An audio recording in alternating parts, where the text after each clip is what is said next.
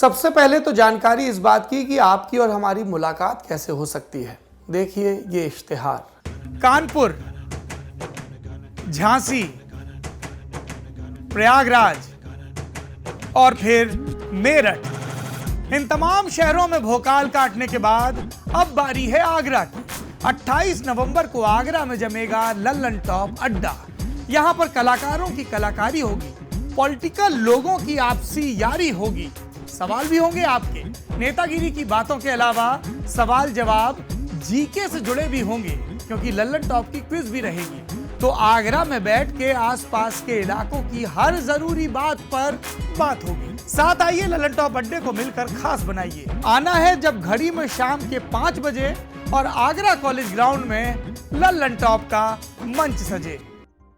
अब आगे की बात।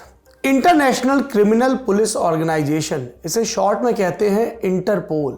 आपने ये नाम खूब सुना होगा, फिल्मों में, वेब सीरीज में, कभी कभी न्यूज चैनलों पर भी। फिलहाल इसी इंटरपोल की बैठक चल रही है तुर्की के इस्तांबुल में। इसमें नए अध्यक्ष का चुनाव होना है। 2 कैंडिडेट हैं। जिस कैंडिडेट का जीतना तय माना जा रहा है उस पर टॉर्चर और अत्याचार के आरोप लगे हैं।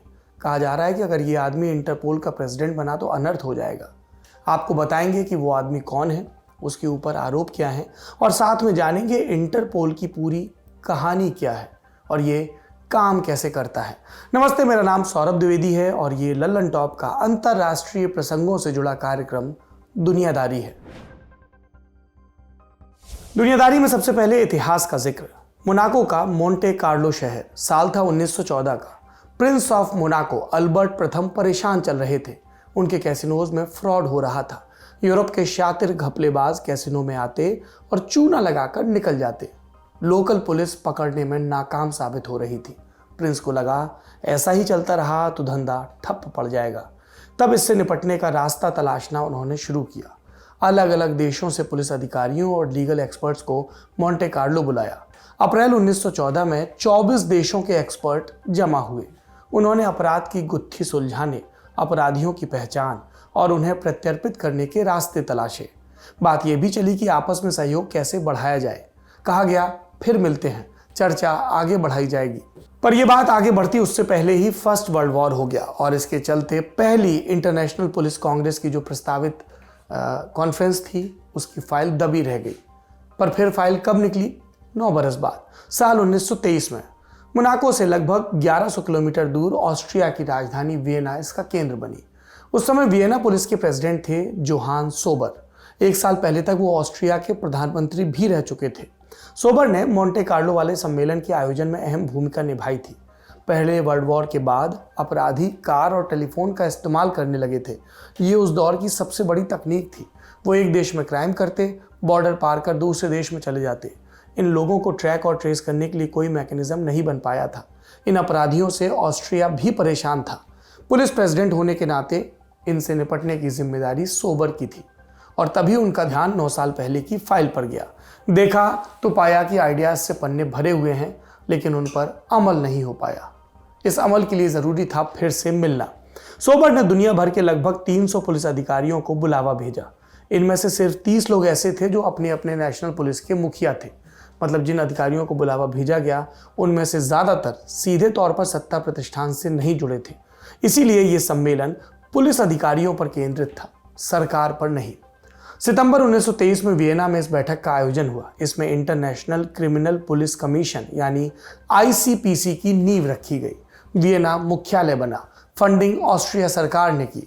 जोहान सोबर को ICPC का पहला अध्यक्ष चुना गया। 1932 में अपनी मृत्यु तक इस पद पर बने रहे। ICPC का मकसद क्राइम से जुड़ी सूचनाओं का डेटाबेस बनाना और उसे सदस्य देशों के साथ साझा करना था। इसका दायरा पूरी दुनिया तक फैला था। हालांकि लंबे समय तक ICPC का कार्यक्षेत्र सेंट्रल यूरोप तक ही महदूद रहा।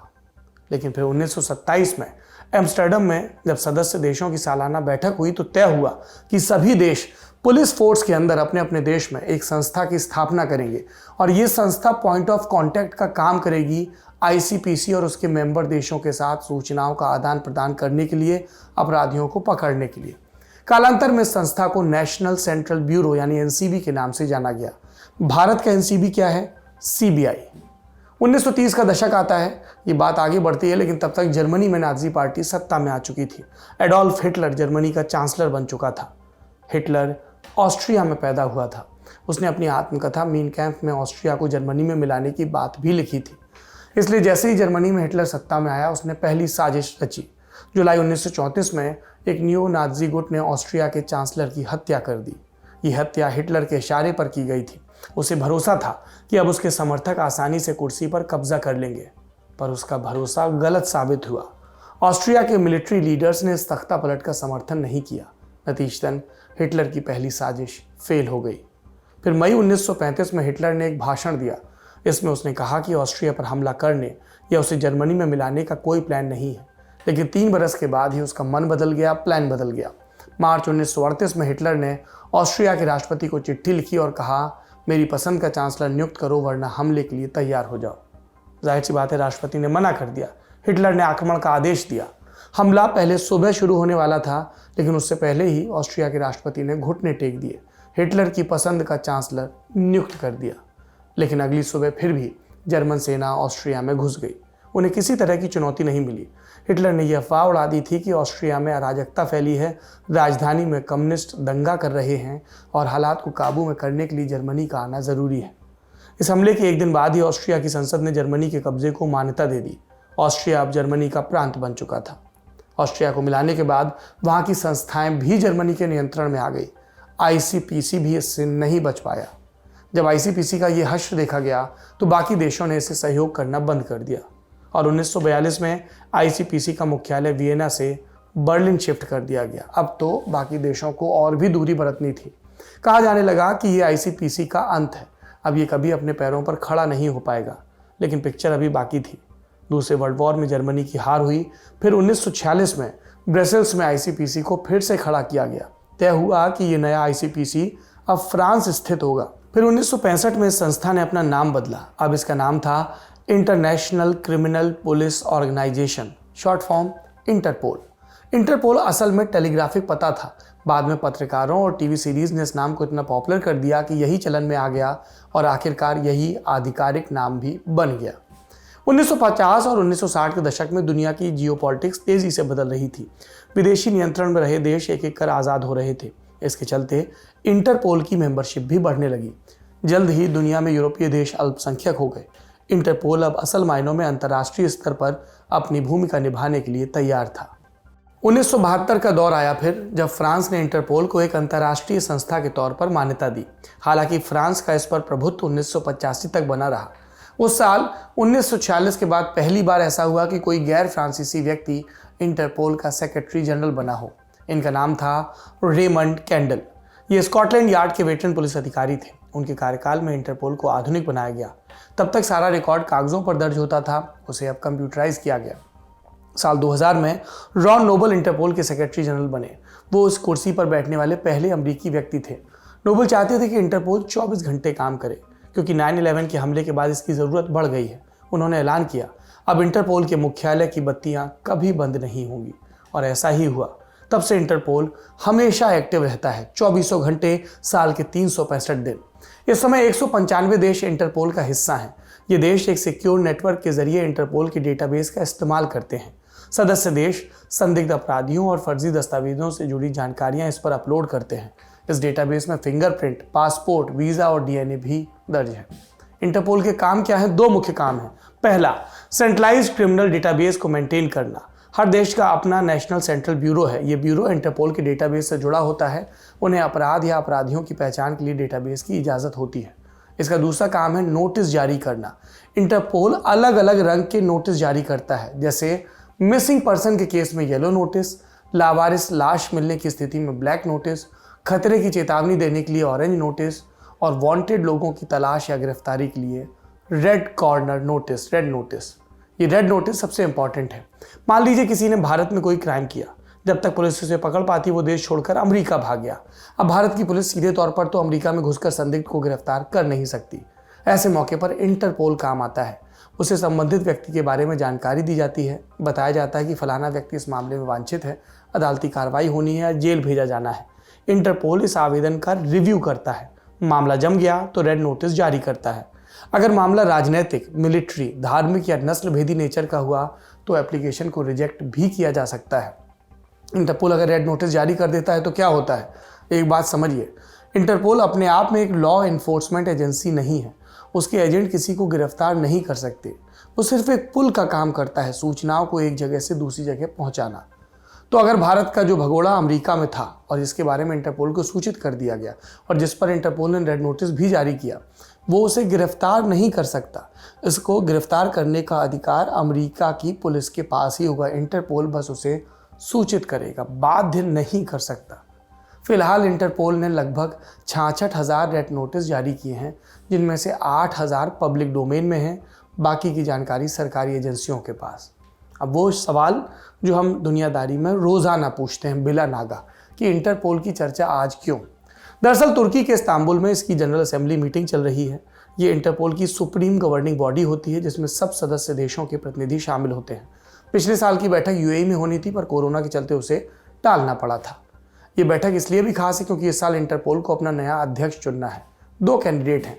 पहला नाम है यूएई के इंस्पेक्टर जनरल अहमद नासिर अल रईसी का और दूसरे हैं चेक रिपब्लिक के साका हवा कोवा। चुनाव के लिए 25 नवंबर को वोटिंग होगी। हर सदस्य के पास 1 वोट। जानकारों का दावा है कि इस चुनाव में अल रईसी की जीत, जो यूएई के कैंडिडेट हैं, तय है। इसकी वजह, अल रईसी ने पिछले कुछ महीनों में कई देशों का दौरा किया, अपने पक्ष में इन देशों का समर्थन जुटाया। इसके अलावा यूएई ने इंटरपोल को लगभग 38 करोड़ रुपए का डोनेशन का भी प्रॉमिस किया। इंटरपोल का टोटल बजट ही 110 करोड़ के आसपास है। उसे ऑपरेट करने के लिए सदस्य देशों से मिले दान की ज़रूरत होती है। अगर यूएई अकेले 1/3 खर्च उठाने के लिए तैयार है तो कोई देश शायद ही इस पर आपत्ति जताए। अल रईसी की जीत के अनुमान के साथ ही आरोप प्रत्यारोप का दौर भी शुरू हो चुका है। 2 ब्रिटिश नागरिकों ने रईसी पर हिरासत में टॉर्चर के आरोप लगाए हैं। मैथ्यू हेजेस को 7 महीने जेल में रखा गया था। अली ईसा अहमद दुबई में छुट्टी मनाने गए थे। वहां उन्हें कतर की फुटबॉल टीम का टी-शर्ट पहनने के लिए गिरफ्तार किया गया था। इन दोनों को आरोप है कि अल रईसी की निगरानी में उन्हें जेल में टॉर्चर किया गया। इन्होंने तुर्की में अल रईसी के खिलाफ याचिका दायर करने का फैसला भी किया है। इसके अलावा अल रईसी पर स्वीडन, नॉर्वे, ब्रिटेन और फ्रांस में मानवाधिकार उल्लंघन के केस भी दर्ज हैं। इंटरपोल का हेडक्वार्टर फ्रांस के लियोन में है। अगर अल रईसी चुनाव जीत जाता है तो उसे फ्रांस की जमीन पर आना होगा। ऐसे में अगर कोर्ट का आदेश आया तो फ्रेंच पुलिस उसे गिरफ्तार भी कर सकती है। वैसे इंटरपोल प्रेसिडेंट के पद को लेकर विवाद नई बात नहीं है। 2016 में चीन के मेंग होंगवेई को इंटरपोल का प्रेसिडेंट चुना गया था 4 बरस के लिए, लेकिन 2018 तक आते आते ट्विस्ट आ गया। मेंग छुट्टी मनाने चीन गए और अचानक गायब हो गए। कुछ वक्त बाद उनके नाम की चिट्ठी आई जिसमें उन्होंने अपने पद से इस्तीफा दिया था, लेकिन उनके बारे में असली जानकारी आई जनवरी 2020 में, जब पता चला कि चीन की एक अदालत ने उन्हें घूस लेने के आरोप में 13.5 बरस के लिए जेल भेज दिया है। असल कहानी क्या होती है चीन में? गिरफ्तार कर लेते हैं, अज्ञातवास में डाल देते हैं, टॉर्चर करते हैं और फिर दिखावे के लिए किसी मामले में जेल हो जाती है, वो भी बरसों के बाद, और तब जब किस्मत दुरुस्त हो। क्योंकि जब आप किसी को गिरफ्तार कर रहे हो, ट्रायल चला रहे हो, तो मामला पब्लिक डोमेन में आएगा। मेंग के इस्तीफे के बाद नया प्रेसिडेंट चुनने की प्रक्रिया भी शुरू हो गई थी। इंटरपोल ने कोई चिंता नहीं की कि ये इस्तीफा कैसे आ गया। जब चुनाव शुरू हुआ नए प्रेसिडेंट के लिए तो 2 कैंडिडेट का नाम सामने आया। पहले थे इंटरपोल के उस समय के सबसे senior vice president Kim Jong Young और दूसरे थे वाइस प्रेसिडेंट अलेक्जेंडर प्रोपचक। अलेक्जेंडर रूस के गृह मंत्रालय में काम कर चुके थे, पुतिन के करीबी थे, इसलिए उनकी आलोचना शुरू हुई और कहा गया कि जब रूस अंतर्राष्ट्रीय कानूनों का मजाक बना रहा है तो उसी तंत्र से आए व्यक्ति को इंटरपोल का मुखिया बनाने से दुरुपयोग बढ़ जाएगा। और इस तर्क के बाद साउथ कोरिया के किम को प्रेसिडेंट चुना गया।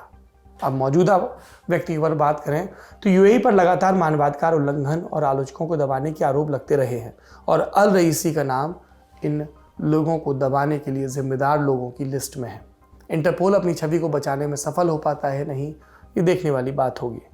कैसे हम लोग फिल्मों में देखते थे ना, डॉन में एकदम इंटरपोल वाला इंस्पेक्टर, सच्ची मुच्ची के आ गए आज सारे लोग। आज का दुनियादारी यहीं खत्म होता है। शुभ रात्रि।